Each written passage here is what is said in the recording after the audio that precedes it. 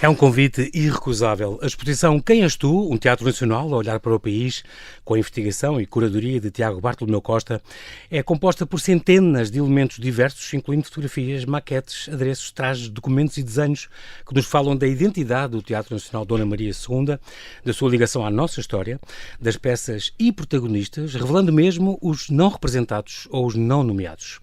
Mas também nos interpela, como espectadores e como cidadãos. Depois de mais de um ano de viagem pelo país, no âmbito do projeto Odisseia Nacional, a mostra chega finalmente à capital, onde vai estar até ao fim do ano no Museu Nacional do Teatro e da Dança, ao Paço de Lumiar. Um trabalho insano de Tiago Bartolomeu Costa, meu convidado, absolutamente a não perder. Olá, Tiago, e bem-ajas. Estás muito orgulhoso. Porque, de facto, diz, alguém reconheceu finalmente. É sempre muito surpreendente ouvir alguém falar de um projeto que, na verdade, foi meu durante muito tempo, mas que foi pensado a montar tudo. Sim, e que na verdade foi pensado para ser partilhado. Portanto, quando alguém o descreve da maneira como acabou de ser descrito, eu estou a ouvir qualquer coisa que para mim era evidente e parecia natural, mas de repente precisava do feedback. Sobretudo, o que é muito comovente é perceber que passou essa ideia de partilha, e por isso agradeço-te muito essa caramba, eu vou acabar esta conversa, Tiago, mesmo no fim, a dizer, é uma questão de justiça ir ver e apreciar o trabalho deste homem, até porque tem muitas leituras. Eu percorri aquilo para trás e para a frente e fiz várias leituras e de cada vez vi e encontrava coisas novas e coisas cada vez mais interessantes, o que é extraordinário. Tive a sorte de ter uma visita guiada por ti e, portanto, a pessoa vai vendo e tomando atenção a pormenores que logo se destacam de todos. E há muitos. Isso é que é muito curioso, que é muito grande esta exposição, muito cheia. O espaço em si nem é muito grande, mas tudo o que ela contém é muita coisa e, portanto, é uma questão de justiça valorizar o teu trabalho, porque, de facto, há aqui muito trabalho e muito bom e aprendemos muito e somos muito interpelados e foi isso que eu gostei muito desta reunião de coisas, de peças que tu fizeste, porque mexe muito connosco e com os nossos preconceitos e com a nossa maneira de ver a sociedade e a nossa maneira de ver a história e de ver a mulher e de ver as outras raças e de ver as peças, os trabalhos quando não são reconhecidos, ainda a dificuldade, temos tanto a avançar ainda em tantas pontas que tu levantas ali. Sim, e sobretudo perceber que há uma prática continuada desses erros ou desses equívocos ou do perpetuar de uma narrativa que é sempre oficial e que, por ser oficial, tem alguma dificuldade em ser abrangente. Houve um trabalho, quando o convite me foi feito, o convite pelo Pedro Peninho, diretor artístico, exatamente, e que me propôs logo desde o início que a exposição deveria acompanhar aquilo que era o projeto Odisseia Nacional, que ia isto é porque o teatro está em obras desde 22, exatamente, em princípio abre para o ano, talvez exatamente, 25, e portanto a intenção era acompanhar a presença atual, a construção de presente do Teatro Nacional no território, mas acompanhá-lo com uma reflexão sobre o que é esta ideia de um teatro que, tendo nacional no seu nome, parece que chega pela primeira vez a determinados territórios. Exatamente, e foi às ilhas, foi a todo lado. Exatamente, e como é que nós podemos olhar para essa história? Houve fazer esta construção implicou fazer um conjunto de escolhas prévias e para mim era importante perceber de que maneira é que o país acreditou estar a ser representado por este teatro. Pois, porque é isto o Teatro Nacional, não é? Todos os teatros não são nacionais. Exatamente. Todos os teatros são nacionais, como todos os museus são nacionais. Só que este é a norma, como tu dizes, o normal, é tão engraçado isso. Exatamente. E, portanto, uma das primeiras escolhas que eu fiz, até para poder orientar o trabalho, foi: eu vou focar-me nos autores portugueses que aqui foram apresentados. O que desde logo coloca um problema. Nós tendemos a acreditar na ideia de que não há dramaturgia portuguesa, ou não há suficiente, ou não há de qualidade. A verdade é que, quando nós olhamos para o conjunto de peças originais apresentadas no Teatro Nacional antes e depois da Revolução, encontramos um conjunto de autores que não sobreviveram ao tempo, é assim, é normal, e muitos outros que, tendo sobrevivido ao tempo, na verdade, estavam a responder ao seu presente. Como é que nós podemos, então, ir muito para lá dos textos clássicos que, no caso do teatro português, parecem começar e terminar no Frei Luís de Sousa, daí a exposição chamar-se Quem És Tu, esta interpelação ser não apenas da peça, mas também ao espectador, a partir desta ideia que na verdade está presente na introdução que fizeste, não nos esquecermos que quando somos espectadores somos também cidadãos. Exatamente. E portanto como é que podemos prolongar a experiência ativa de sermos espectadores no nosso cotidiano. Quando eu fiz este levantamento de peças, percebi de repente que o país que o Teatro Nacional achou que estava a representar era um país no qual esse mesmo país não se reconhecia. As peças eram, enfim, havia um termo para isso na primeira metade do século XX, as peças regionalistas, e portanto isso, que correspondiam a lógicas de organização estética que acompanhavam aquilo que foi a ideologia do Estado fascista, do Estado Novo, e que na verdade foi necessário quebrar a seguir à Revolução, também porque um conjunto de vanguardas estéticas foram em Portugal proibidas e, portanto, nós somos, de certa maneira, herdeiros de um atraso que é um atraso que tem, apesar de tudo, vantagens, porque nos permite perceber o que funciona e o que não funciona. Portanto, de repente, a ideia... aqui de imensas, o Lodo, por exemplo, há uma série delas que, felizmente, há luar, houve imensas que só depois por exemplo, o Lodo é uma peça estreada em 1923 no Teatro Politeama pela Companhia Rei Colasso Robles Monteiro, ainda antes de a companhia assumir os concessionários, exatamente. Dos 48 anos, 45 foram concessionários do Teatro Nacional. Exatamente. Ninguém queria apresentar essa peça. A Companhia Rei Colasso Robles Monteiro tem um papel fundamental na afirmação dos novos autores. Vai tê-lo na década de 20, virá a ter depois, mais tarde, na década de 50, na década de 60. E essa peça, O Lodo, foi apresentada em 23, mas foi proibida em 59 e depois voltou a ser feita já na temporada 78-79. Essa peça hoje não existe naquilo que é o nosso discurso sobre a dramaturgia portuguesa, de um autor como Alfredo Cortês, que, como outros, tiveram um papel fundamental para fixar aquilo que era um país que estava a aprender a conhecer-se. Como é que nós podemos olhar para um mesmo texto quando nós dizemos que a missão do Teatro Nacional é preservar o cânone, construir um património referencial, um repertório?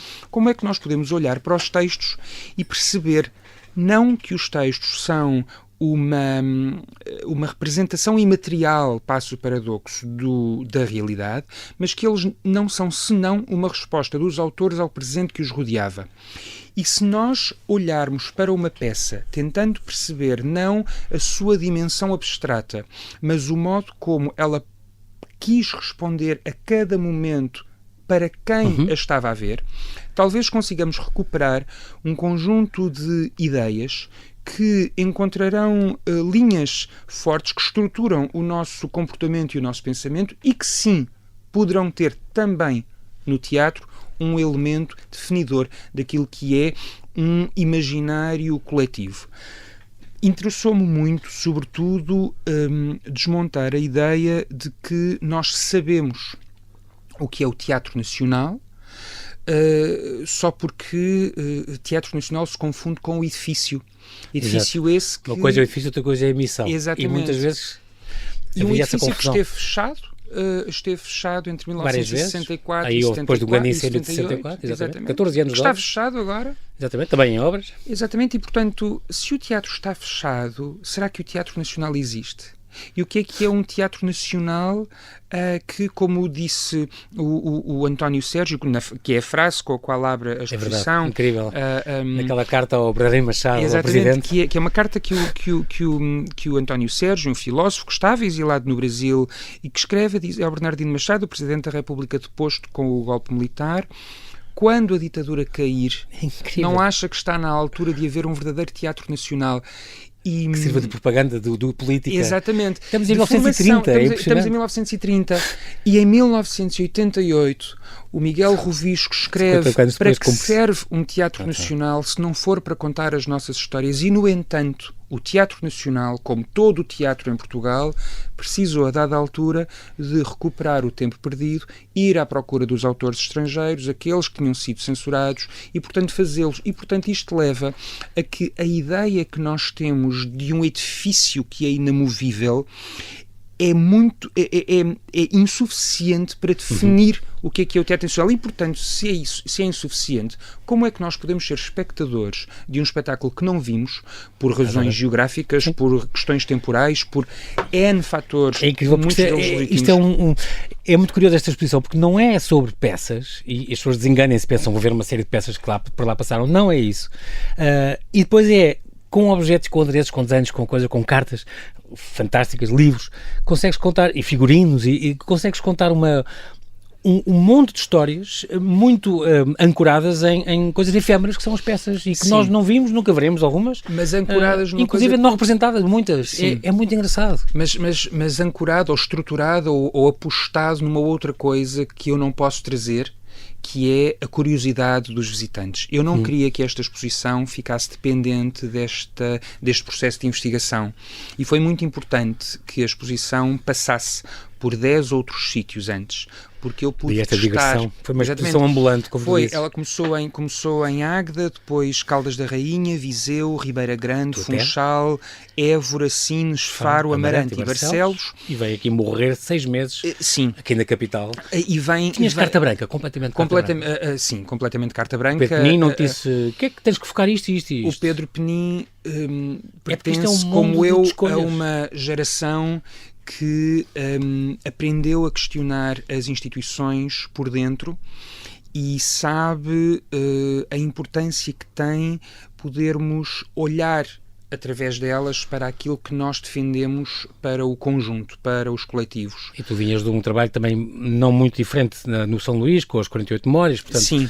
Tu estás habituado, de facto trabalhas na memória, trabalhas muito bem nas memórias e é uma coisa que eu sei que queres continuar a fazer, e aqui foste pegar em pontas, há muitas... Sim, mas permite-me só dizer uma coisa, só concluir esta ideia, que é, eu podia trazer ainda mais histórias e ainda mais objetos, mas eu não podia trazer a curiosidade das pessoas. A única coisa que eu quero que as pessoas tragam é essa curiosidade e que, sobretudo, não tenham medo de achar que não é para elas, porque a exposição não depende das ligações que eu possa fazer, que são sempre diferentes em cada uma das visitas guiadas. E nem sequer é cronológica, nem é sequencial.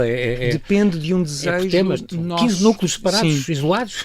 Depende do desejo que nós temos de projetar nas instituições contra as quais podemos estar, mas que precisamos de perceber que são importantes porque nos definem parte do contexto da história. Exatamente. E, portanto, é uma exposição muito pensada importante para que os visitantes possam trazer as suas memórias de espectadores, de leitores, sem se preocuparem em saber, porque é uma exposição que fala ou que parte de um conjunto de acontecimentos históricos e sociais para depois ir perceber se o Teatro Nacional acompanhava esses momentos históricos. Eu próprio fui, durante o processo de pesquisa, muitíssimo surpreendido por ligações que, de repente, eu perguntei, então, mas e o Teatro Nacional fazia o quê nessa altura? E dou-te um exemplo, a propósito da publicação das novas cartas portuguesas em 1972. Das Três Marias, a Maria Isabel Barreno, a Maria Teresa Horta e a Maria Velho da Costa. E eu, a dada altura, questionei, mas o que é que o Teatro Nacional, dirigido por uma mulher, estava a fazer nesta altura? Não, na altura, em 1972, a Amélia Rei Colasso ainda. A Agostina há de ser uma outra camada muito mais complexa já no início da década de 90. Eu perguntei-me, não é possível que a Amélia Rei Colasso não reagisse a esta situação, não apenas porque muitas das peças apresentadas eram peças escritas ou pensadas para um elenco maioritariamente feminino, onde estavam figuras como o Palmira Bastos, como o Lourdes Norberto, como a Eunice Munhoz, como a Catarina Avelar, como a Mariana Rei Monteiro, e de repente olhei para aquilo que era a programação de 1972 e encontro esta coincidência extraordinária de nessa temporada se apresentar a Gaivota de Chekhov e a Edda Gabler do Ibsen. E pela distância geográfica e pela distância temporal, ou seja, quase 100 anos relativamente à data da apresentação e passadas na Rússia e no norte da Europa, estas peças não falam senão da condição da mulher. E há uma reportagem que é feita na RTP num programa que se chamava TV Palco e que foi integrado agora na exposição, em que o locutor, o Igrejas Caeiro, pergunta à Amélia Rei Colasso: mas não acha que estas peças hoje já dizem pouco? E a Amélia Rei Colasso responde: mas não acha você que são as mulheres sempre as primeiras vítimas e as primeiras a disfarçar? E de repente nós percebemos que a resposta não oficial de alguém que dirigia um teatro que era um teatro do Estado, apesar de ser uma companhia privada, era uma tomada de posição de um texto que, apesar de tudo, havia sido lido várias vezes. As cartas portuguesas foram apresentadas várias vezes e, portanto, tem que haver uma consciência da nossa reação. parte. Sim. Tu também mostras uma fotografia da Amélia Rei Colasso com o Salazar e o programa dele quando o teatro ardeu. Sim. E que lhe dás os sinceros pêsames e tal, mas também mostras também provas que era um porto seguro para artistas técnicos. Sim. Falas disso, técnicos. O Teatro Nacional era um porto seguro numa altura em que a censura e a ditadura eram muito apertadas. Absolutamente. Tanto se mostra essa carta como se mostra a absoluta mentira que se segue a essa carta, que é: não se preocupe, as obras as obras do teatro, na sequência do incêndio de 64, as obras do teatro vão ser rápidas e, na verdade, demoraram 14 anos. Sim. Mas sim, isso que dizes é muito importante. O Teatro Nacional foi porto-abrigo para muitos artistas que, sob pseudónimo, ou que não se podiam apresentar, e encontramos ali atores e encenadores que pertenceram às listas da oposição, como Rogério Paulo, artistas como João Vieira, que estavam proibidos de se apresentar, atores que estavam proibidos de representar. Santareno, sim, absolutamente. E, portanto, a ideia de que a história tem que ser feita com H grande e os protagonistas têm que ser todos reconhecidos com grandes gestos de heroísmo, esta exposição é uma exposição que quer perguntar às pessoas se a história que nós herdamos precisa sempre de ser visível, se na verdade não está num conjunto de ações cotidianas, às vezes só de dizer: eu sei que vai ser difícil, mas vamos estar aqui em conjunto. E as instituições servem para isso. Servem para que nós possamos acreditar que é possível ser-se diferente. Isto é um mundo, vou pegar em pontas, algumas pontas, porque é óbvio que eu sei que algumas delas têm muito a ver contigo e com as tuas preferências, porque tu estás plasmado nestas escolhas que fizeste aqui, são 600 metros de painéis e de textos e coisa. É impressionante que tu ali conseguiste reunir. Há pano para mangas e para todas as mangas possíveis e imaginários, todos os figurinos que a gente quiser imaginar. Há um pormenor, vou pegar em 4 ou 5 pormenores, um deles é grandes artistas, porque tu falas muito da museificação, será, dos objetos, porque as coisas de teatro são adereços, são coisas falsas, mas ali estão as cartas, já lá vamos, as 49 mulheres que passaram cujas peças não foram representadas, mas enviaram para serem lidas, por exemplo, estão ali feitas emolduradas na parede como se fosse um objeto de arte. A questão de se é arte ou não é arte.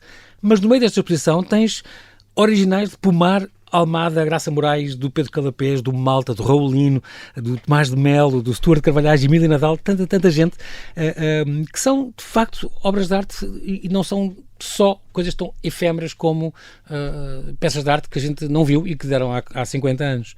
Há um extraordinário processo que tu falas e descobres, além do óbvio do edifício, porque era o antigo Palácio dos Estaus, foi a Inquisição, foi Tesouro Real, e mostra essas escavações que ali fizeram quando tiveram a restaurar o teatro. Há o pormenor, por exemplo, da questão dos incêndios que tu falas, de se ter perdido aquele teto do Columbano, por exemplo, a carta do Arturo Bal queria fazer aquilo como estava, e depois ter ido, o Nacional continuou, noutros teatros, na Avenida e assim, que depois também arderam.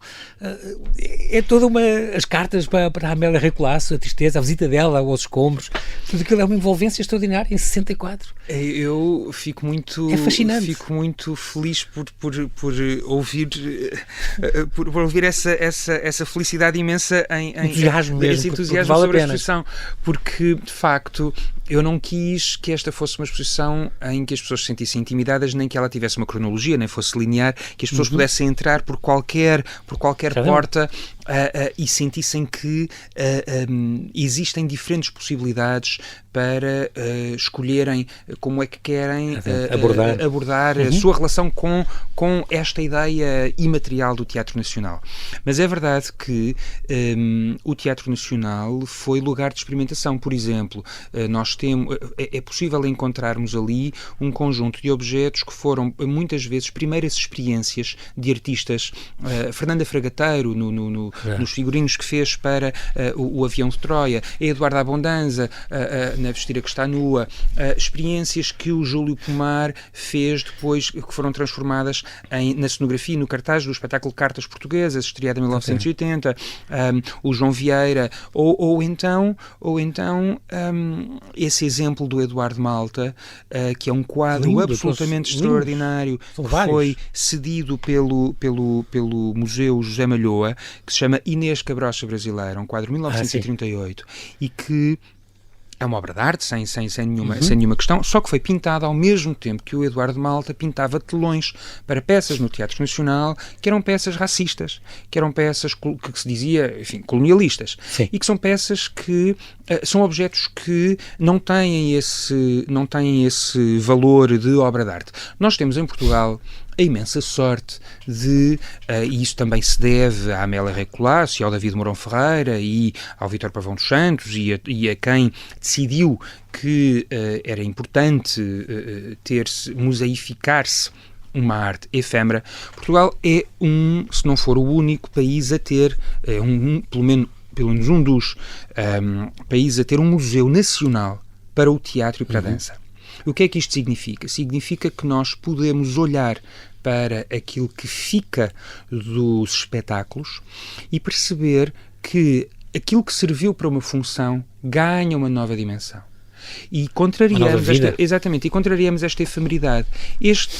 Pôr lado a lado obras que estão, como esta que está no Museu José Malhoa, ao lado de desenhos que serviam para telões, que estão no Museu Nacional do Teatro e da Dança, e perguntar qual deles é mais importante. O que é arte, o que é que não é arte? Um objeto de arte. Para compreender o impacto que isso teve na construção de uma memória visual que passou de geração em geração. Okay. E a verdade é que aquele quadro que se chama Inês Cabrocha Brasileira, e está ali porque e na exposição está ao lado do toucado que a Amélia Rei Colasso utilizou pela mesma altura quando fez de Inês de Castro. Portanto, esta ideia do mito de Inês ao lado da escrava Inês, digamos assim. Inês, exatamente. Pintado por um artista que estava a fazer cenários para peças que se diz, e cito onde os indígenas mostravam a responsabilidade que Portugal tem na formação destas gentes sem alma. É impressionante. E, portanto... E está muito perto da zona dos pretos que não eram mencionados sequer. Absolutamente. Fotografia do elenco. E há dois pretos, um casal, dois negros, ele e ela, atores, e aparece não nomeados. Exatamente. Esses dois atores racializados... Estavam na sala de reuniões onde toda a gente se reunia até agora. Exatamente. E é muito importante que nós nos lembremos que só em 2021 é que o Teatro Nacional, esse que se chamou o normal, que estabelece a norma, foi a primeira vez em 2021 que uma peça que se chama O Pranto de Maria Parda, portanto, uma peça de Gil Vicente, que, portanto, cuja protagonista terá naturalmente que ser uma atriz racializada, foi interpretada por uma atriz racializada. Em 2021. Até aí era o blackface, não era? Como tu também tens lá o quadro. Eu não estou a dizer que outras companhias, outros teatros não o tenham feito. Não estou a dizer, não digo nunca que não foi feito. Exato. Agora, há uma responsabilidade das instituições. E esta exposição... Claro. O Teatro Nacional tem essa responsabilidade acrescida. Essa carta branca que o Pedro Penin me deu foi a oportunidade para pensar o que é que nós queremos de uma instituição. Houve para mim uma vontade grande de me surpreender com aquilo que ia descobrindo e, portanto, partilhar, e isso está na exposição. Descobriste muita coisa quando investigaste os fundos. Muita coisa. E tu espalhas ovos de Páscoa por toda a exposição, que é muito curioso. As pessoas não têm que ver tudo, não têm que ler tudo. Não, mas é como eu disse ao princípio, passas várias vezes e descobres coisas novas. Mas há uma imagem que certamente as pessoas compreenderão, que já viram, que aquelas exposições que existiam no final do século XIX, terão certamente visto pinturas em que havia quadros por todas as paredes. Exatamente. Eu queria isso. E a museografia que o José Dias assina permite, de certa maneira, trabalhar isso entre aquilo que está nas vários paredes... espaços onde teve, não foi? Exatamente, nos 10 sítios. E que teve diferentes montagens. Portanto, entre aquilo que está nas paredes e aquilo que está nas mesas, eu queria... leituras e várias... Sim, queria que as pessoas às vezes fossem surpreendidas. E nas vitrines. Mas isto que está nesta sala é de uma peça que apareceu na outra sala, ou que está lá em cima, e voltassem atrás e fizessem... E para mim foi muito o exemplo que tu dás dos recibos, dos comprovativos de recibos. Das 49 dramaturgas que não... Sim, a história que nós contamos é a história dos vencedores. É sempre a história dos vencedores. E no caso do teatro... peças recusadas. Sim, e no caso do teatro... O Comitê de Leitura não quis representar. Exatamente. No caso do teatro, a história dos vencedores é a história das peças publicadas. Mas há de Odete Samorice e da Miranda Dionísio. Só explicar aqui muito rapidamente para quem eventualmente não pôde ver a exposição ou ainda não foi. A história que nós contamos é a história dos vencedores, que no teatro significa que é a história das peças representadas ou das peças publicadas. As que foram ao palco, sim. Acontece que há muito mais peças do que aquelas que foram escritas. E acontece que há muito mais autores, e alguns autores que, quando estão a escrever, são as suas primeiras peças, são as suas primeiras experiências, só mais tarde é que vão ser verdadeiramente autores. Uma das coisas mais surpreendentes que eu encontrei foi precisamente dentro daquilo que eram umas caixas que o Teatro Nacional tinha nos seus arquivos identificadas, mas que não estavam propriamente tratadas. O que é que eram estes recibos? Havia um comitê de leitura que obrigava, ao qual a companhia concessionária Rei Colasso Robles Monteiro estava obrigada a atender, que escolhiam 3 originais por temporada que deviam ser obrigatoriamente apresentados. Havia um concurso anual em que as pessoas enviavam peças. Essas peças eram submetidas a este comitê de leitura que escolhia. Bom, nesse comitê de leitura tinha normalmente assento um representante do Serviço Nacional de Informação, portanto, do SNI, que responderia depois à PIDE e que dava conta dos temas que ali apareciam. Encontraram-se 49 autoras que não pertencem à história do teatro, porque as suas peças não foram sequer consideradas para apreciação. Claro que dentro destes nomes existem alguns que nós depois fomos encontrar, como tradutoras, poetas, professoras, pedagogas, claro que sim, Odete Samorice, Maria Dionísio, enfim. Mas o que é importante aqui perceber é porque é que nós achamos que quando falamos da história do teatro que é qualquer coisa que é permeável, é qualquer coisa que pode ser transformada, mas a história que nós contamos é sempre a mesma. Sim. Eu tenho a teoria que, a história tendo sido escrita por homens como foi, esses homens apagaram esses nomes, contribuíram para apagar esses nomes, porque interessa contar uma história que é a história daquilo que possa ser identificado. Ora, o que esta exposição faz, pela primeira vez, pela primeira vez desta forma. Não significa que muitas destas questões que aqui estão não tenham sido trabalhadas, e seria injusto dizê-lo que muitas destas coisas estão a ser trabalhadas pela primeira vez. Há uma pôr em relação, pôr em perspectiva e perguntar às pessoas se sabia, e a resposta que vem é ou não sabia ou nunca tinha pensado nisso. E isso interessa muito mais do que fixar a história de uma certa maneira. A interpelação que tu fazes. E portanto as autoras, os atores negros, não nomeados, N é o que se punha nas fotografias, na legenda das fotografias. E como nós não podemos admitir que eles estavam a passar à porta do Teatro Nacional e que entraram por acaso e passaram a integrar alguns, como tu explicaste, alguns tinham falas, não era já de figurantes. Sim, mas a mim, por exemplo, faz muita impressão isso. Esta exposição chama-se Quem És Tu, por causa da peça Frei Luís de Sousa. Mas o Frei Luís de Sousa também depende muito do modo como nós o contamos. O Frei Luís de Sousa era também porque, aliás, falas o nome de várias... Era também o nome a personagem que inspirou o Almeida Garrett foi alguém que participou na escrita daquilo que era o processo da Inquisição. Inquisição essa que há de condenar o António José da Silva, que foi apresentado no Teatro Nacional. Teatro Nacional esse que foi o Tribunal... Exatamente, que foi o Tribunal da Inquisição.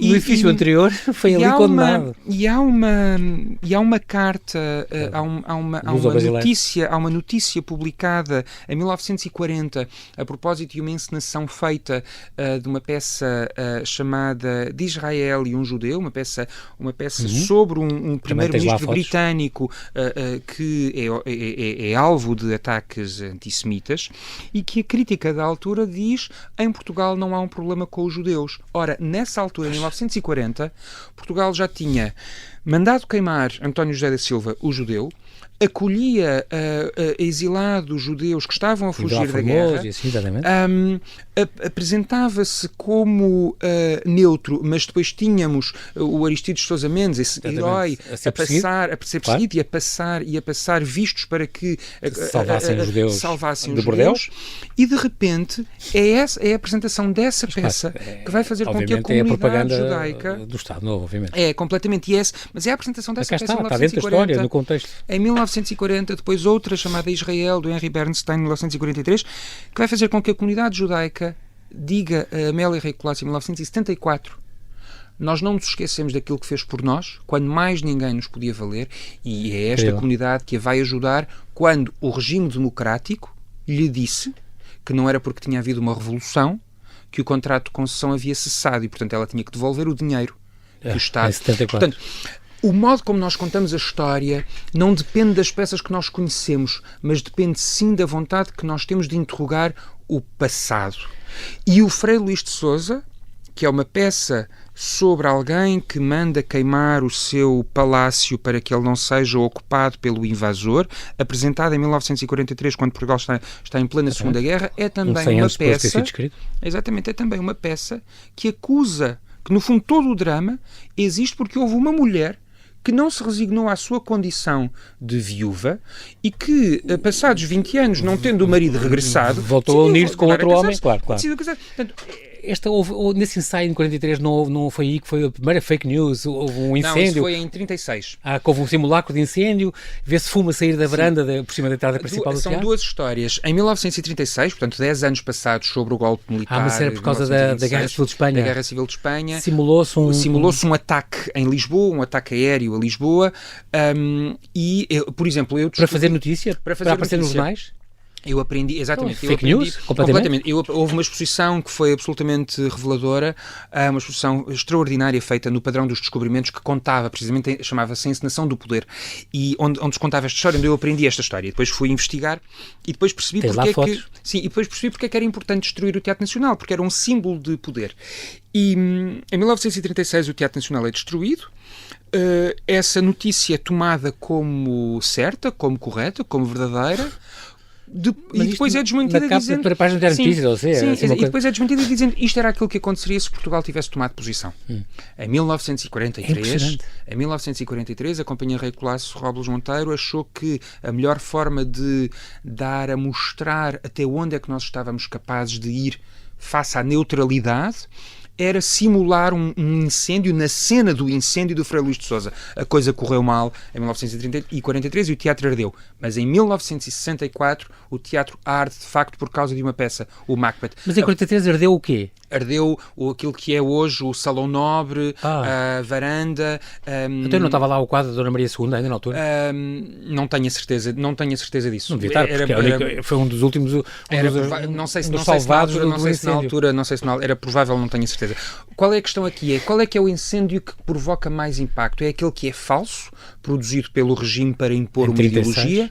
É aquele que resulta de uma experiência teatral? Ou é aquele que destrói o edifício, mesmo efetivamente? Em 64. Em que é que nós acreditamos? Exatamente. E é por isso que ir ao teatro e aquilo a que se chama a suspensão da descrença é uma escolha. Como é que nós queremos contar essa história? Há uma coisa muito curiosa também nesta tua exposição, nós estamos a acabar, temos 2 minutos, a questão dos textos censurados, também gostei muito dessa parte, tens lá uma parte do elétrico chamado Desejo, onde a Blanche parte uma garrafa, está arriscado pela censura, mas ela estava a ser violada, como tu dizes, caramba, sim, não se podia ter essa violência doméstica. Sim, e é sobretudo dizer que o teatro podia ser o lugar, e é ainda muitas vezes o lugar onde muitas pessoas se projetam naquilo que não conseguem fazer, e de repente aquilo que a censura faz é impedir que a realidade de muitas pessoas possa ser mostrada. Esta é uma exposição que pergunta sobretudo não apenas naquilo em que nós queremos acreditar, mas como é que nós queremos contar a nossa história e as nossas histórias. Tens aqui, agora vou só passar assim em voo de águia algumas coisas, aquela foto extraordinária da Lourdes Norberto na revista Ponto de Vista em 61, onde são reunidos textos, quadros de todas as peças censuradas e que o Varela da Silva depois que encenou e que passou pela censura, temos em 61. A questão da Amélia Carreiro Colasso, da grande presença da Amélia Carreiro Colasso, obviamente, a carta ao Américo Tomás, 2 dias antes do 25 de Abril, depois ela muda o cabeçalho e escreve ao Spínola, mesma carta, a foto dela com a Salazar, a biblioteca privada dela, do telegrama que ela diz que nunca vai regressar ao teatro, pormenores extraordinários. A Jeanne Larroux, a primeira atriz trans e negra, e o Globo de Ouro para a Tropa Fandango, essa peça onde ela entrou há 10 anos, a presença da Maria de Jesus Barroso, do Manuel de Oliveira, do David Manuel Ferreira, que traduzia peças clandestinamente. É de facto um conjunto de vivências que se tem, né, com esta exposição, mostrar o país que fomos e o país que queremos ser, para ver várias vezes, e como eu disse no princípio, é uma questão de justiça ir ver esta peça. Há um catálogo muito bonito que também foi feito, com 400 páginas, quase 400 páginas, 360, 400 imagens, que reúne pela primeira vez um conjunto muito significativo de documentos sobre a história de Dona Maria II, isto editado pela Bicho do Mato e pelo Teatro Nacional. Também vai haver, embora não possamos pôr as datas, mas visitas guiadas, oficinas para as famílias, debates, isso continua a haver até dezembro, não é? Até ao fim do ano. Sim. A próxima visita será no dia 6 de julho e depois todos os meses vão existir visitas guiadas, visitas comentadas, podem no site do Teatro Nacional, no site do museu, podem ver essas datas. Vão existir visitas guiadas, visitas comentadas, visitas encenadas, ateliês para crianças, debates, conversas, encontros, oficinas para as famílias. Isso é muito importante. É uma exposição para ser vivida sob pena de nós, ao olharmos para este património todo, acharmos que ele não nos pertence. E, na verdade, toda esta exposição foi pensada como qualquer coisa para ser partilhada e para ser oferecida a quem quiser continuar a acreditar que há formas de nós podermos reescrever a história e que dependem apenas da nossa vontade de não acreditarmos que há uma só maneira de a contar. Interpela-nos muito e isso é muito bom, tem várias leituras, apetece ir muitas vezes. Quero agradecer desde já, não só, repito, pelo teu trabalho insano que tu tiveste estes 8 meses a reunir coisas que valem imensa pena. Já sei que depois agora só queres, quando isto acabar, para o ano que vem, queres dormir, mas oxalá nunca deixes de trabalhar, Tiago, a memória que tu tens muito a trabalhar. Não, dormir agora no imediato, agora preciso sim de dormir uns tempos porque preciso mas sim, mas esse trabalho com a memória é qualquer coisa que eu aprendi também muito com esse projeto de 48 muito, e sabes fazê-lo muito bem, exatamente, no São Luís, esta agora, portanto, sim. Vale muito a pena. A exposição Quem És Tu? Fica este convite final, um Teatro Nacional a olhar para o país, então comissariada por Tiago Bartolomeu Costa, vai estar então patente até ao fim do mês, quase ao fim do mês, 29 de dezembro, até ao fim do ano, até 29 de dezembro no Museu Nacional do Teatro e da Dança, terça a domingo, das 10 à 1 e das 2 às 6, a não perder. Bem-ajas, Tiago. Muito até breve. João Paulo. Obrigado.